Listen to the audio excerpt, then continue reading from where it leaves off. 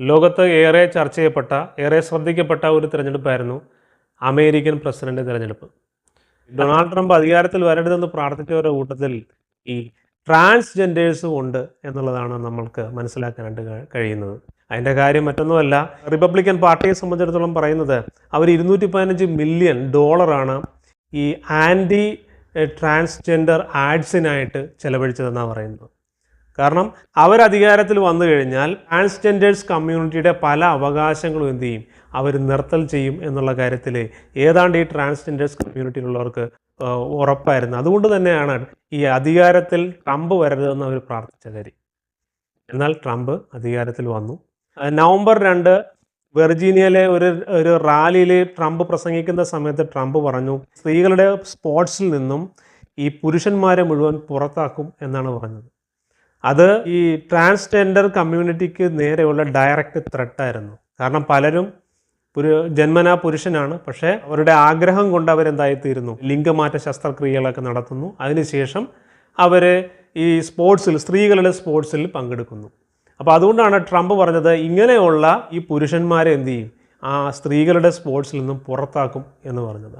ഈ അജണ്ട 47 വരുന്ന നടപ്പിലാക്കാൻ പോകുന്ന പ്ലാനുകളിൽ ഒന്നാണ് ഈ സ്ത്രീകളുടെ സ്പോർട്സിൽ ട്രാൻസ്ജെൻഡർ ആയിട്ടുള്ള ആരെങ്കിലും ഉണ്ടെങ്കിൽ അവരെന്ത് ചെയ്യും, അവരതിൽ നിന്ന് പുറത്താക്കും. അപ്പോൾ അതാണ് ഒന്നാമത്തെ ത്രെട്ട് ഇവർക്കെതിരായിട്ടുള്ളത്. ട്രംപ് ഇവർക്കെതിരായിട്ട് കൊണ്ടുവരാൻ വേണ്ടി പോകുന്ന നിയന്ത്രണങ്ങളിൽ ഒന്നാണ് ഈ മെഡിക്കൽ കെയറുമായി ബന്ധപ്പെട്ടിട്ടുള്ളത്. അതായത് ഈ ട്രാൻസ്ജെൻഡർ ആകാനായിട്ട് അല്ലെങ്കിൽ സ്ത്രീയായിട്ട് ജീവിക്കാൻ, ഒരു പുരുഷനായിട്ട് ജനിച്ച വ്യക്തി സ്ത്രീയായിട്ട് ജീവിക്കാനായിട്ട് ആഗ്രഹിക്കുന്നുവെങ്കിൽ അവർ എന്ത് ചെയ്യുന്നു, ലിംഗമാറ്റ ശസ്ത്രക്രിയ നടത്തുന്നു. അപ്പോൾ ഈ ലിംഗമാറ്റ ശസ്ത്രക്രിയക്ക് തങ്ങളെ സഹായിക്കുന്ന ഹോസ്പിറ്റലുകൾക്കുള്ള ഫെഡറൽ ഫണ്ട് അല്ലെങ്കിൽ ഹോസ്പിറ്റലുകൾക്കുള്ള ഗവൺമെൻറ്റിൻ്റെ ഭാഗത്തു നിന്നുള്ള ധനസഹായം നിർത്തലാക്കും എന്നാണ് പറയുന്നത്. ഇത് ട്രാൻസ്ജെൻഡേഴ്സിന് എതിരായിട്ടുള്ള ഒരു നിയമമായിട്ട് അവിടെ വരികയും ഇത് നിരോധിക്കപ്പെടുകയും ചെയ്യും. അതോടുകൂടി ട്രാൻസ്ജെൻഡേഴ്സ് ഇപ്പോൾ അവർ ഏത് ലിംഗത്തിലാണോ ജനിക്കുന്നത് അങ്ങനെ തന്നെ തുടരാനായിട്ട് അവർ നിർബന്ധിക്കപ്പെടും. ട്രാൻസ്ജെൻഡേഴ്സിനെതിരായിട്ടുള്ള ഇങ്ങനെയുള്ള നിയമങ്ങളെ പിന്തുണക്കുന്നത് ആരാണെന്ന് ചോദിച്ചു കഴിഞ്ഞാൽ അവിടുത്തെ ക്രിസ്ത്യൻ കമ്മ്യൂണിറ്റിയാണ്. ക്രിസ്ത്യൻ കമ്മ്യൂണിറ്റി എന്ന് പറയുമ്പോൾ പ്രത്യേകിച്ച് പ്രൊട്ടസ്റ്റൻ്റ് കമ്മ്യൂണിറ്റിയാണ്. അവർ ബൈബിളിൻ്റെ ആദർശങ്ങളോട് ചേർന്ന് നിൽക്കാനായിട്ട് ആഗ്രഹിക്കുന്നവരാണ് പലരും. ക്രിസ്ത്യൻ ബിബ്ലിക്കൽ ഐഡിയോളജി പ്രകാരം ഇത് തെറ്റാണ്. അതായത് സ്ത്രീയായിട്ട് ജനിച്ചൊരു വ്യക്തി പുരുഷനായിട്ട് ജീവിക്കുക, അല്ലെങ്കിൽ പുരുഷനായിട്ട് ജനിച്ചൊരു വ്യക്തി സ്ത്രീയായിട്ട് ജീവിക്കുക എന്ന് പറയുന്നത് ദൈവം സൃഷ്ടിച്ച അല്ലെങ്കിൽ ദൈവം നിർണയിച്ച ലിംഗ വ്യത്യാസങ്ങൾക്ക് അപ്പുറത്തായിട്ടുള്ള മനുഷ്യൻ്റെ കണ്ടുപിടുത്തമാണ്. അതുകൊണ്ട് ഇത് ധാർമ്മികമായിട്ടുള്ള അധപ്പതനമാണെന്നാണ് ബൈബിളിനെ സംബന്ധിച്ച് പറയുമ്പോൾ അവർ മനസ്സിലാക്കുന്നത്. അതുകൊണ്ട് തന്നെ ഇത് വരാനായിട്ട് പാടില്ല. ഇത് അമേരിക്കയിൽ നിർത്തൽ ചെയ്യണം. ഇത് അമേരിക്കയിൽ പ്രാക്ടീസ് ചെയ്യാൻ പാടില്ല. ഇത് അമേരിക്കയിൽ നിയമവിരുദ്ധമായിട്ട് തീരണമെന്ന് ആഗ്രഹിക്കുന്ന റിപ്പബ്ലിക്കൻ പാർട്ടി അനുകൂലികളും അതുപോലെ തന്നെ ബൈബിളിൻ്റെ മൂല്യങ്ങളിൽ അടിയുറച്ച് വിശ്വസിക്കുന്നവരുമാണ് ഈ കൂട്ടാളികൾ. അതുകൊണ്ട് തന്നെ അവരാഗ്രഹിക്കുന്നത് ട്രംപ് അധികാരത്തിൽ വരണമെന്നും ട്രംപ് ഈ നിയമങ്ങൾ അമേരിക്കയിൽ നടപ്പിലാക്കണമെന്നുമാണ്. ഇതുമായി ബന്ധപ്പെട്ട് പിന്നീട് നിയന്ത്രണങ്ങൾ ഏർപ്പെടുത്താൻ വേണ്ടി പോകുന്നത് എഡ്യൂക്കേഷൻ മേഖലയിലാണ്, വിദ്യാഭ്യാസ മേഖലയിൽ പ്രത്യേകിച്ച് സ്കൂളുകളിലെ ഈ കുട്ടികളെ ഈ റാഡിക്കൽ ജെൻഡർ ഐഡിയോളജിയെ പ്രൊമോട്ട് ചെയ്യുന്ന വിധത്തിൽ സംസാരിക്കുകയോ പഠിപ്പിക്കുകയോ ചെയ്താൽ അവർക്കെതിരായിട്ട് നിയമ നടപടി സ്വീകരിക്കും. അതായത് അവർക്ക് സ്കൂളിന് വേണ്ടുന്ന ഫെഡറൽ ഫണ്ടിങ് അവർ നിർത്തൽ ചെയ്യും എന്നാണ് പറഞ്ഞിരിക്കുന്നത്. അങ്ങനെയുള്ള സ്കൂളുകൾക്ക് ഫണ്ട് കൊടുക്കില്ല എന്നാണ് ഇവർ പറയുന്നത്. അപ്പോൾ ട്രംപ് ഏതാണ്ട് കരുതിക്കൂട്ടി തന്നെയാണ്. ട്രംപ് ജോയിൻ ചെയ്യുന്ന ആദ്യ ദിവസം തന്നെ പല കാര്യങ്ങളും ഈ പറയുന്ന ട്രാൻസ്ജെൻഡേഴ്സിനെതിരായിട്ട് ചെയ്യും, അല്ലെങ്കിൽ അവരുടെ റൈറ്റ്സിനെതിരായിട്ട് ചെയ്യും എന്ന് തന്നെയാണ് പറഞ്ഞിരിക്കുന്നത്. അപ്പോൾ ട്രംപിൻ്റെ ഒന്നാമത്തെ ദിവസം ഒരുപാട് കോളിളക്കം അമേരിക്കയിൽ നടക്കുമെന്നുള്ള കാര്യത്തിൽ ഒരു തർക്കവും വേണ്ട. പലതും ട്രംപ് കരുതിക്കൂട്ടിയിരിക്കുകയാണ്. അണിയറയിൽ ഇപ്പോൾ തന്നെ അതിന് വേണ്ടുന്ന ഒരുക്കങ്ങൾ നടന്നുകൊണ്ടിരിക്കുകയാണ് എന്നാണ് അതിനെ സംബന്ധിച്ച് നമ്മൾ വാർത്തകളിലൂടെ അറിയാനായിട്ട് സാധിക്കുന്നത്. പിന്നീട് ടൈറ്റിൽ 9 പ്രൊട്ടക്ഷൻ എന്ന് പറയുന്നതിനെ ബാൻ ചെയ്യുമെന്നാണ് പറയുന്നത്. അത് ട്രാൻസ്ജെൻഡേഴ്സുമായിട്ട് ബന്ധപ്പെട്ട ഒന്നാണ് ടൈറ്റിൽ 9 പ്രൊട്ടക്ഷൻ എന്ന് പറയുന്നത്. അതിനെ ബാൻ ചെയ്യും. അതുപോലെ തന്നെ എഡ്യൂക്കേഷൻ സ്റ്റാൻഡേർഡ്സിന് വ്യത്യാസം വരുത്തും. കൂടാതെ ഈ ഐഡൻറ്റിറ്റിയുമായി ബന്ധപ്പെട്ട കാര്യങ്ങളിലും കർശനമായിരിക്കുന്ന നിയന്ത്രണങ്ങൾ കൊണ്ടുവരും എന്നാണ് പറയുന്നത്. ഫ്ലോറിഡയിലെ department of highway safety and motor vehicle അവർ ഒരു നിയന്ത്രണം കൊണ്ടുവന്നു. അത് മറ്റൊന്നുമല്ല, ലിസ്റ്റഡ് ജെൻഡറിൽ നിന്നും മറ്റ് മാറ്റങ്ങൾ വരുത്താനായിട്ട് പാടില്ല. അതിപ്പോൾ ഡ്രൈവേഴ്സ് ലൈസൻസ് ആകട്ടെ, അതുപോലെ തന്നെ സ്റ്റേറ്റ് ഐ ഡി ആകട്ടെ, അതിലെന്ത് ചെയ്യാൻ പാടില്ല, ഈ ലിസ്റ്റഡ് ജെൻഡർ എന്നുള്ളതിൽ നിന്നും മാറ്റം വരുത്താനായിട്ട് പാടില്ല എന്നുള്ള തരത്തിലൊരു നിയന്ത്രണം ഫ്ലോറിഡയിൽ എന്ത് ചെയ്തു, കൊണ്ടുവന്നു. അപ്പോൾ ഇപ്പോൾ ഈ ട്രാൻസ്ജെൻഡേഴ്സ് ആയിട്ടുള്ള അവർക്ക് വേണ്ടിയിട്ട് വാദിക്കുന്നവർ പറയുന്നത് ഇതിൽ നിന്നും പ്രചോദനം ഉൾക്കൊണ്ട്, ഇതിൻ്റെ ലീഡ് എടുത്തുകൊണ്ട്, ഇതിൽ നിന്ന് പ്രചോദനം ഉൾക്കൊണ്ടുകൊണ്ട് ഇത് പാസ്പോർട്ടിലേക്ക് കൂടി ഈ ഒരു നിയന്ത്രണം കൊണ്ടുവരുമോ എന്നാണ് അവർ ഭയപ്പെടുന്നത്. പാസ്പോർട്ടിലേക്ക് വന്നു കഴിഞ്ഞ് കഴിഞ്ഞാൽ പാസ്പോർട്ടിൽ ഇപ്പോൾ മെയിൽ ഓർ ഫീമെയിൽ എന്നുള്ളത് മാത്രമേ പാടുള്ളൂ, അതിനപ്പുറം മറ്റ് ജെൻഡറിനെ അനുവദിക്കില്ല എന്നൊരു നിയമം വന്നാൽ, അല്ലെങ്കിൽ ഐ ഡിയിൽ അങ്ങനെ ഒരു നിയമം കൊണ്ടുവന്നാൽ, അതിനെ റെസ്ട്രിക്റ്റ് ചെയ്താൽ ഈ ട്രാൻസ്ജെൻഡേഴ്സിനെ അത് വല്ലാതെ ബാധിക്കും. അങ്ങനെ വരുമ്പോഴേക്കും എന്ത് സംഭവിക്കുമെന്ന് പറഞ്ഞാൽ, ഒറിജിനലി അവർ ഏത് ജെൻഡറാണോ ആ ജെൻഡറിനെ അവിടെ അവർക്ക് അംഗീകരിക്കേണ്ടതായിട്ട് വരും.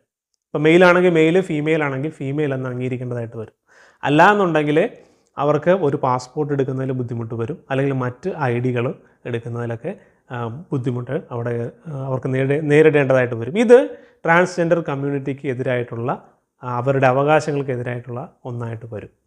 അപ്പോൾ ഇത് അമേരിക്കയിൽ ട്രംപ് കയറുന്ന സമയത്ത് ഒരുപാട് മാറ്റങ്ങൾ വരും. ഒരു കാലഘട്ടത്തിൽ നമുക്കറിയാം, യൂറോപ്പിൻ്റെ ചരിത്രം എടുത്ത് നോക്കിക്കഴിഞ്ഞാൽ യൂറോപ്പിൽ നിന്ന് പോയവരാണ് അമേരിക്കയിൽ ഉള്ളവരെന്ന് നമുക്കറിയാം, അല്ലേ? യൂറോപ്പിൽ നിന്ന് പോയവരാണ്. അപ്പോൾ അവരുടെ സംസ്കാരം എടുത്ത് നോക്കിക്കഴിഞ്ഞാൽ ഒരു കാലഘട്ടത്തിൽ ഈ ട്രാൻസ്ജെൻഡർ വിവാഹമോ അങ്ങനെ ആരെങ്കിലും വിവാഹം കഴിക്കുകയോ അങ്ങനെയുള്ള ഒരു പ്രവർത്തനത്തിൽ ഏർപ്പെടുകയോ ചെയ്തു കഴിഞ്ഞാൽ അവർക്കെതിരായിട്ട് ക്രിമിനൽ കുറ്റമെടുക്കുന്ന ഒരു കാലഘട്ടം യൂറോപ്പിന് പറയാനുണ്ടായിരുന്നു. അത് മാറിപ്പോയി. എന്നാൽ അമേരിക്കയിൽ ഈ ട്രംപ് അധികാരത്തിൽ വന്നതോടുകൂടി ട്രംപിൻ്റെ വീഡിയോയുടെ താഴെ വന്ന് പലരും കമൻറ്റ് ചെയ്യുന്നതെന്ന് പറഞ്ഞാൽ, അമേരിക്കയിലേക്ക് മൊറാലിറ്റി വീണ്ടും തിരികെ വന്നിരിക്കുന്നു, അമേരിക്കയിലേക്ക് ധാർമ്മികത തിരിച്ചു വന്നിരിക്കുന്നു എന്നാണ് പലരും അതിൻ്റെ താഴെ കമൻറ്റ് ചെയ്തെന്ന് കാണാനായിട്ട് സാധിക്കും. അതൊരു തരത്തിൽ ഈ ബൈബിളിൻ്റെ ഐഡിയോളജിയിൽ വിശ്വസിക്കുന്നവരെ സംബന്ധിച്ചിടത്തോളം അവർ പറയുന്ന കാര്യം എന്ന് പറഞ്ഞാൽ, അമേരിക്കയിലേക്ക് മൊറാലിറ്റി തിരിച്ചു വരണമെന്നുണ്ടെങ്കിൽ ട്രംപ് അധികാരത്തിൽ വരണമെന്നാണ് പറയുന്നത്. ഇനി വരുന്ന മറ്റൊരു മേഖലയാണ് പട്ടാളം എന്ന് പറയുന്നത്, മിലിറ്ററി എന്ന് പറയുന്നത്. മിലിറ്ററിയിൽ ട്രാൻസ്ജെൻഡേഴ്സിന് നിയന്ത്രണം ഏർപ്പെടുത്തും. ട്രാൻസ്ജെൻഡേഴ്സിനെ മിലിറ്ററിയിൽ എടുക്കുന്നതിന് നിയന്ത്രണം ട്രംപ് സർക്കാർ വന്നു കഴിഞ്ഞാൽ, അല്ലെങ്കിൽ ട്രംപ് അഡ്മിനിസ്ട്രേഷൻ വന്നു കഴിഞ്ഞാൽ അങ്ങനെയുള്ള നിയന്ത്രണങ്ങൾ കൊണ്ടുവരും എന്ന് തന്നെയാണ് പറയുന്നത്. അങ്ങനെ വരുമ്പോൾ ഇവർക്ക് പട്ടാളത്തിൽ സേവനം അനുഷ്ഠിക്കാൻ സാധിക്കില്ല, അതുപോലെ തന്നെ അതുമായി ബന്ധപ്പെട്ട് അവർക്ക് ജോലി ചെയ്യാനോ ഒന്നും സാധിക്കില്ല. ഇങ്ങനെയുള്ള നിയമങ്ങൾ വരുമ്പോൾ ഇവരെന്ത് ചെയ്യും, ഇവരുടെ ഒറിജിനൽ ജെൻഡറിലേക്ക് ഇവർ തിരികെ വരും. അത് അക്സെപ്റ്റ് ചെയ്യാനായിട്ട്, അത് അംഗീകരിക്കാനായിട്ട് ഇവർ നിർബന്ധിക്കപ്പെടും എന്ന് തന്നെയാണ് അവർ പ്രതീക്ഷിക്കുന്നത്. അപ്പോൾ ഇത് ഒരു പ്രധാനപ്പെട്ട കേസാണ്. ഏതാണ്ട് 26 സ്റ്റേറ്റ്സിൽ, അമേരിക്കയിൽ 26 സ്റ്റേറ്റ്സിൽ ഈ മൈനറായിട്ടുള്ളവർക്ക് ഈ ലിംഗമാറ്റ ശസ്ത്രക്രിയ ചെയ്യുന്നത് നിരോധിച്ചിരിക്കുകയാണ് 26 സ്റ്റേറ്റ്സിൽ. ഇതിൽ നിന്ന് പ്രചോദനം ഉൾക്കൊണ്ടുകൊണ്ട് ട്രംപ് അഡ്മിനിസ്ട്രേഷൻ രാജ്യവ്യാപകമായിട്ട് ഈ ലിംഗമാറ്റ ശസ്ത്രക്രിയ നിരോധിക്കുമോ എന്നവരെ ഭയപ്പെടുന്നു. അപ്പോൾ അജണ്ട 47 എന്ന് പറയുന്നത് വളരെ ശ്രദ്ധിക്കപ്പെടുന്ന ഒന്നാണ്. ഈ 47 എന്നതുകൊണ്ട് ഉദ്ദേശിക്കുന്നതെന്ന് പറഞ്ഞു കഴിഞ്ഞാൽ, അമേരിക്കയുടെ 47ാമത്തെ പ്രസിഡൻ്റാണ് ഡൊണാൾഡ് ട്രംപ്. അപ്പോൾ അതുകൊണ്ടാണ് അജണ്ട 47 എന്ന് പറയുന്നത്. അമേരിക്കയിലെ ട്രാൻസ്ജെൻഡേഴ്സിൻ്റെ അവകാശങ്ങളെ നിരോധിക്കാൻ വേണ്ടിയിട്ട് പല കേസുകളും കോടതിയിലുണ്ട്. എന്നാൽ ആ കേസുകളിലൊന്നും ആശാവഹമായിരിക്കുന്ന ഒരു വിധിയും അവർക്ക് ലഭിക്കാറില്ല. അതിനൊരൊറ്റ കാര്യം എന്ന് പറഞ്ഞു കഴിഞ്ഞാൽ, അതിൻ്റെ തലപ്പത്ത്, ആ കോടതിയുടെ തലപ്പത്തിരിക്കുന്ന പല ജഡ്ജിമാരും ഈ ട്രാൻസ്ജെൻഡേഴ്സിൻ്റെ അവകാശങ്ങൾക്ക് അനുഗുണമായിട്ടാണ് എന്ത് ചെയ്യുന്നത്, അവർ വിധി പ്രസ്താവന നടത്തുന്നത്. അതുകൊണ്ട് തന്നെ എന്ത് ചെയ്യും, ആ കേസുകളൊന്നും വിജയിക്കാറില്ല. അതിനെ നിർത്തൽ ചെയ്യാനായിട്ട്, അതിനെ നിരോധിക്കാനായിട്ട് സാധിക്കില്ല.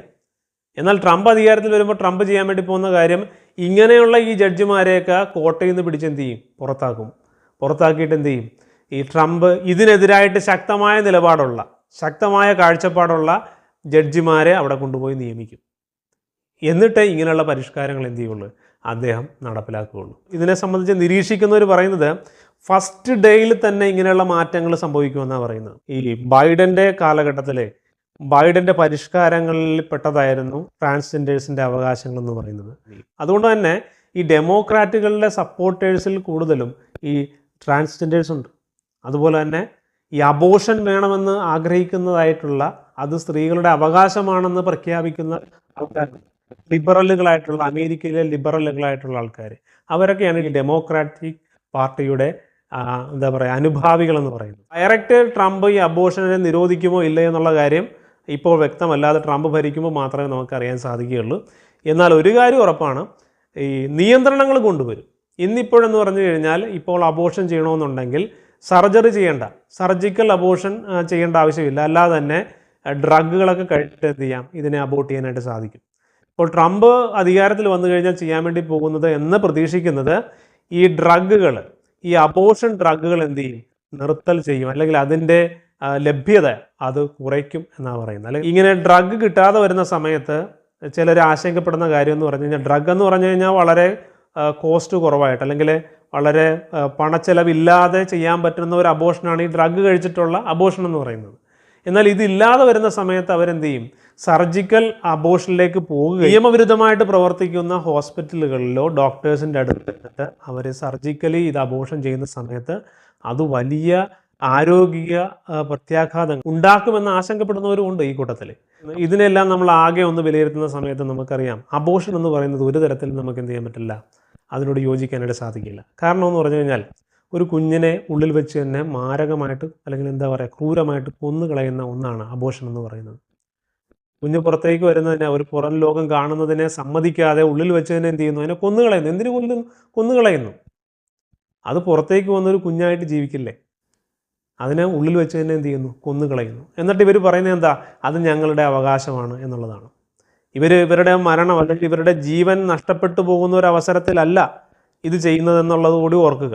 അങ്ങനെയായിരുന്നെങ്കിൽ പിന്നെയും നമുക്ക് അതിനെ എന്ത് ചെയ്യാം, അതിനെ സാധൂകരിക്കാം. പക്ഷേ ഇത് അങ്ങനത്തെ ഒരു സിറ്റുവേഷൻ അല്ല. ഇതെന്ത് ചെയ്യുന്നു, മനുഷ്യൻ്റെ സ്വാർത്ഥതയ്ക്കും മനുഷ്യൻ്റെ സുഖങ്ങൾക്കും അവൻ്റെ സ്വസ്ഥതയ്ക്കും ഒക്കെ വേണ്ടിയിട്ട് എന്ത് ചെയ്യാണ്, മനുഷ്യൻ എന്ത് ചെയ്യുന്നു, ഈ കുഞ്ഞിനെ ഉള്ളിൽ വെച്ച് തന്നെ കൊന്നുകളയുന്ന ക്രൂര വിനോദമാണ് അബോർഷൻ എന്ന് പറയുന്നത്. അപ്പോൾ അതിനെതിരായിട്ട് ട്രംപ് ഒരു നിയമം പാസ്സാക്കി കഴിഞ്ഞാൽ അമേരിക്കയിലെ ആൾക്കാർ എന്ത് ചെയ്യും, തീർച്ചയായും അതിനെ സപ്പോർട്ട് ചെയ്യും. പിന്നെ വരുന്നതാണ് ട്രാൻസ്ജെൻഡേഴ്സിൻ്റെ പ്രോബ്ലംസ് എന്ന് പറയുന്നത്. അത് നമുക്കറിയാം, നമ്മൾ ആദ്യം മുതലേ കാണുന്ന എന്താണ്, ഒരു സ്ത്രീയും പുരുഷനും എന്നുള്ളതാണ് നമ്മൾ പ്രകൃതിയാൽ തന്നെ കാണുന്ന ഒന്ന്. പിന്നീട് വരുന്ന ഈ കോംപ്ലിക്കേഷൻസ്, ഇപ്പോൾ ലിംഗമാറ്റ ശസ്ത്രക്രിയ ചെയ്തവർ പിന്നീട് അനുഭവിക്കേണ്ടി വരുന്ന പെയിൻ, അതിൻ്റെ മാനസികമായിരിക്കുന്ന പ്രശ്നങ്ങൾ, അവരനുഭവിക്കേണ്ടതായിട്ട് വരുന്ന കഷ്ടതകൾ, ദുരിതങ്ങൾ എന്ന് പറയുന്നത് ഇത് ചെയ്തവർ തന്നെ എന്ത് ചെയ്തിട്ടുണ്ട്, പിൽക്കാലത്ത് അതിനെക്കുറിച്ച് വിവരിച്ചിട്ടുണ്ട്. അപ്പോൾ അതുണ്ടാക്കുന്ന ദൂരവ്യാപകമായിരിക്കുന്ന പ്രത്യാഘാതങ്ങളെന്ന് പറഞ്ഞു കഴിഞ്ഞാൽ ഭീകരമാണ്. അപ്പോൾ അതുകൊണ്ട് മനുഷ്യൻ കുറേ കൂടി എന്താ പറയുക ധാർമ്മികമായിട്ട് ചിന്തിക്കട്ടെ, കുറേ കൂടി എന്താ പറയുക വിശാലമായിട്ട് ചിന്തിക്കട്ടെ, കുറേ കൂടി ബുദ്ധിപൂർവ്വം ചിന്തിക്കട്ടെ എന്ന് പറഞ്ഞുകൊണ്ട് ഈ വീഡിയോയുടെ അവസാനിപ്പിക്കുന്നു.